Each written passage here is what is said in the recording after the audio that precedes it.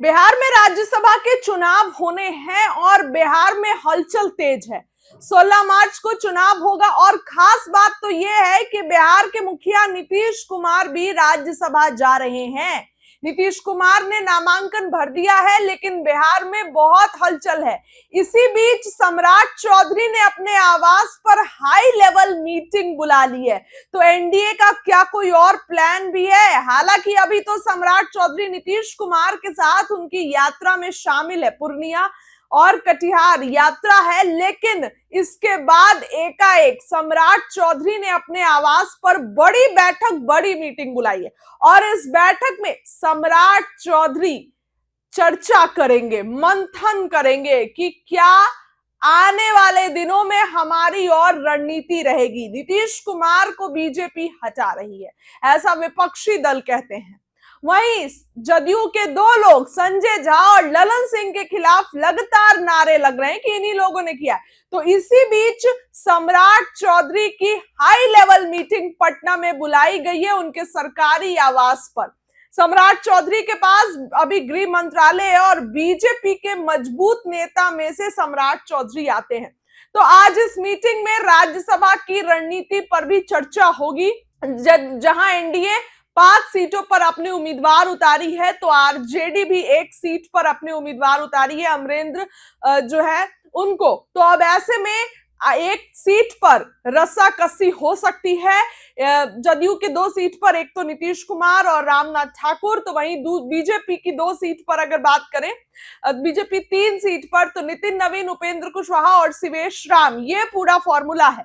लेकिन अब तो जो होगा वो 16 मार्च को पता चलेगा। लेकिन उसके पहले सम्राट चौधरी ने अपने आवास पर एकाएक मीटिंग बुला ली है, बड़ी मीटिंग बुला ली है, जिसमें सम्राट चौधरी चर्चा करेंगे कि आगे की क्या रणनीति होगी, राज्यसभा चुनाव में कैसे और अपने आप को मजबूती से करना है। तो जहां एक तरफ नीतीश कुमार ने अभी तक इस्तीफा नहीं दिया है, तो इस भी मुद्दे पर चर्चा हो सकती है कि कब कैसे नीतीश कुमार का इस्तीफा होगा और सीएम कौन होगा बिहार में, क्योंकि अब कई नाम चल रहे हैं रेस में सीएम चेहरे को लेकर। बीजेपी दावेदारी कर रही है, तो जदयू के कार्यकर्ता और लोग भी कह रहे हैं कि हम अपना सीएम डिसाइड करेंगे। नीतीश कुमार जा रहे हैं तो कोई जदयू से सीएम होगा, लेकिन बीजेपी इस बार अब सीएम रेस में कई नाम दे रही है। तो अब देखने वाली बात होगी कि क्या कुछ होता है। इन्हीं सब मुद्दों पर चर्चा करने के लिए सम्राट चौधरी ने अचानक अपने आवास पर मीटिंग बुला ली है और सभी विधायक, सभी लोग पहुंचेंगे और एनडीए के लोग, एनडीए का शक्ति प्रदर्शन जो कह सकते हैं कि मीटिंग में चर्चा होगी कि हमारी और भी क्या स्ट्रैटेजी होगी, क्या रणनीति होगी जिससे ये चुनाव जीता जा सके। तो वहीं आरजेडी भी लगातार एक्टिव है। कल आरजेडी तेजस्वी के आवास पर अख्तरुल इमान पहुंचे थे और उन्होंने कहा कि पॉजिटिव बातचीत हुई है, बिल्कुल सही बातचीत हुई है। और उन्होंने तो तेजस्वी को अपने इफ्तार पार्टी में आमंत्रण भी किया। फिर तेजस्वी ने भी कहा कि बिल्कुल जाएंगे, बुलाया गया है तो कांटे की टक्कर होगी, क्योंकि समर्थन तो मिलता नजर आ रहा है।